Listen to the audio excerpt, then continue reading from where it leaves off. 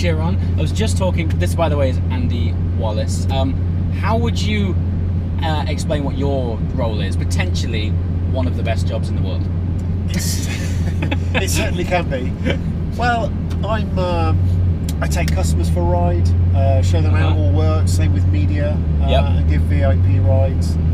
And basically I continue my life, which is my life without having a proper job. And how many miles have you done in the Chiron? I've now done over 70,000 kilometres in the Chiron. 70,000 k. And I'll tell you what, it never gets old. I can imagine. So the significance of this moment for me is hard to quantify in words. We are about to go up a famous road in Abu Dhabi called Jebel Hafit, but on our way there, what I want to do is try and put into context why this car is so special, almost sort of quantify as to why the car is so expensive from an engineering point of view, because I think we read these stats and figures about 0 to 60 times and top speeds, all nice and good, but how that's achieved is a totally different ball game. Things like the centrifugal force. Let's start with that, because that for me is such a small detail that almost highlights everything about this car. Well, so the further you get away from the centre of the wheel, further out towards the edge of the wheel, the G increases, the forces on the wheel and the tyre increase. They also go up as a square of the speed. Right. So at 420, which is our electronically limited top speed, the valve cap, which weighs 2.5 grams, is subjected to 3,000 times gravity, so it weighs 7.5 kilos, trying to escape from the centre line of the tyre, or the centre of the wheel. The temperature and pressure sensor weighs 44 grams, which by the way is a very lightweight one. I'm sure it is, yeah. And with the forces acting on that, that's 132 kilos. 132 kilos. And that obviously, when you're going that kind of speed, it's very important that those things work. I understand from when they did the early testing that we were using a fairly standard temperature and pressure sensor that is used in most normal cars. Okay. And on Michelin's rig, we were finding that actually they were snapping loose.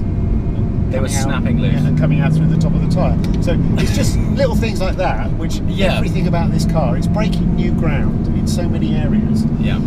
So of course, it was modified, a new one was designed and engineered and put on the car, and we have no such problems, but it's just to go to show you the forces. Now, that's at the valve. By the time you get to the tyre sidewall, we're asking the tyre sidewall to withstand 3,800 G at that point.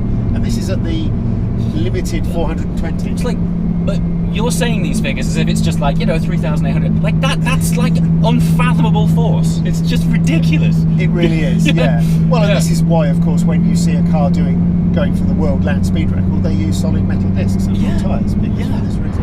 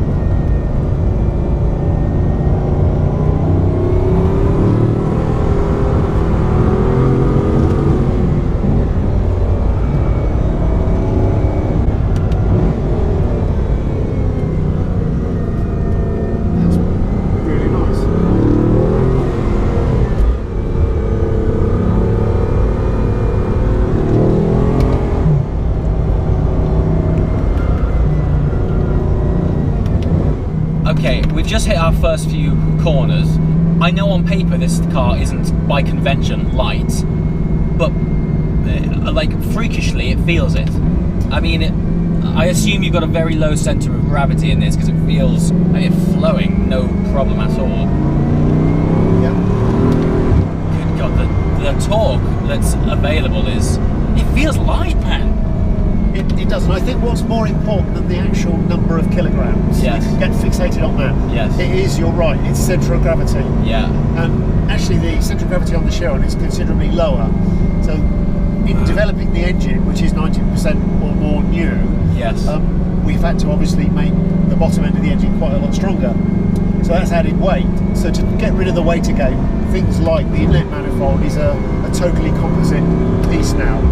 Yes. And so we've taken a lot of weight off the top of the engine. The engine weighs the same as it did in the Veyron, but the CG is considerably lower.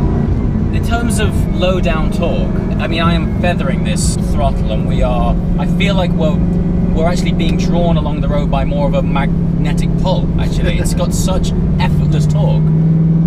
It's an incredible feeling. And that's down to the two-stage turbocharging that we spoke about a bit earlier. Yes. Which is that we use just 2 turbos early on. Here's a straight bit, see what you think.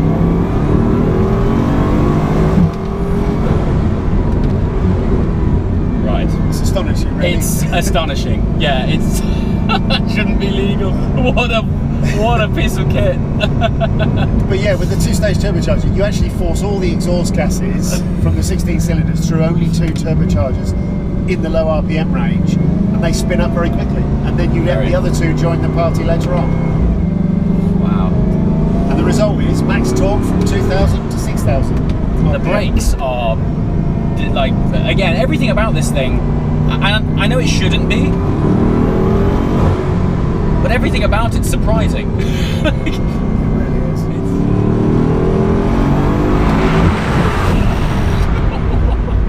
It's amazing. And the traction is even in first gear. sensational, isn't it?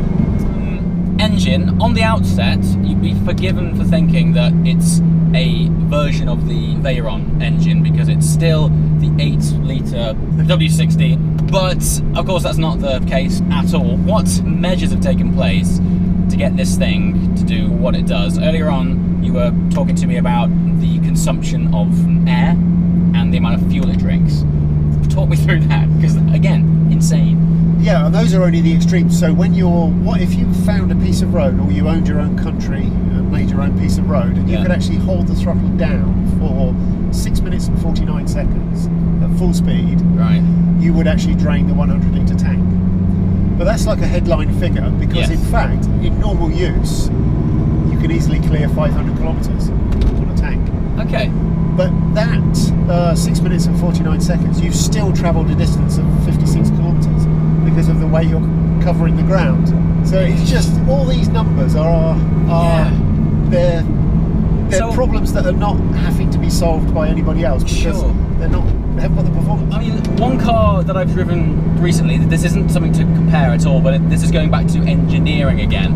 I just came back from the launch of the Audi RS4, and I was sort of hoping that they would have put a dual clutch gearbox in it, but because a gearbox at that price point as a twin clutch couldn't cope with the torque, they opted for a more conventional 8-speed. Yeah. Now, how many pound-feet of torque has this got? 1180. 1180 over that whole 2,000 to 6,000 range. And you're running a twin clutch gearbox. Now, this isn't to compare. This is to highlight just the magnificence of the engineering that's involved in this thing. I mean, like, how do you go about making components that deal with that? Well, that's the thing, and I suppose it's expensive, isn't it? So if you're making a car that is going to be costing you a little bit more, you can put the engineering and the costing into it.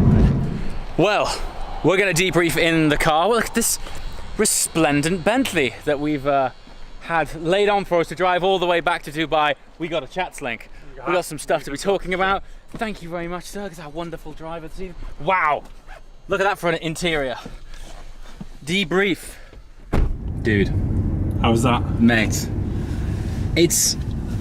I mean, so my angle, if you're at the end of the video now, it's easy to talk about how fast it is. Yep. I wanted to highlight the sort of engineering genius behind how it's so fast. Okay. Because it reaches this sort of realm of speed where all of a sudden everything is just magnified, well, 3,000 times. So Andy was giving me a stat that the centrifugal g-force on the dust cap of the tyre, I think it weighs something like 2.4 grams when it's static, and it weighs like over 7 kilograms when it's at top speed.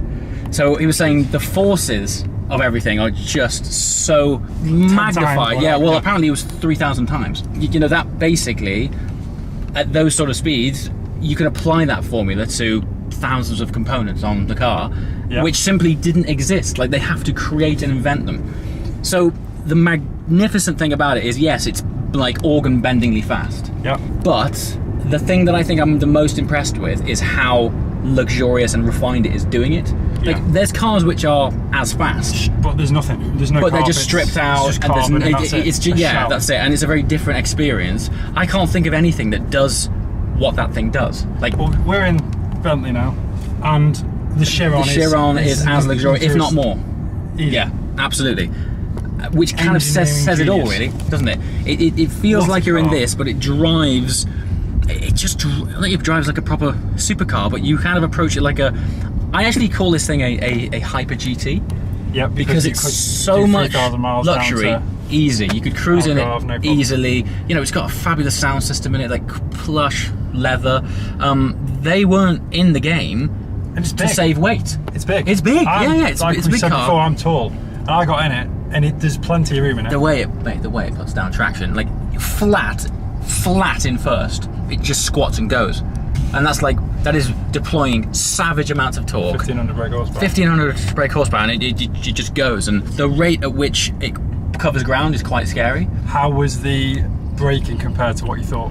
Much when that better. air brake comes up, it's like throwing a parachute out behind you. It's brilliant. It looks you fantastic. anchor on first, and obviously the brakes take the first hit. But then when the air brake comes off, there is this like surge of a sort of depletion of energy upon this brake coming up, and it sheds off so much speed, and obviously it has to. And it looks cool. And it looks amazing. It looks brilliant. Yeah, I mean, this year has been ridiculous, but to be able to finish it with a Chiron, I hope you guys have basically appreciated the content over the last 12 months. And hopefully it comes across on the tracking shots and some of the things we've done. The road that we've done it on. Yeah, amazing. So those tracking shots is brilliant. I wish I'd have filmed you actually, because you were literally hanging out the boot of a car trying to get those shots. So thank Adam for those beautiful shots.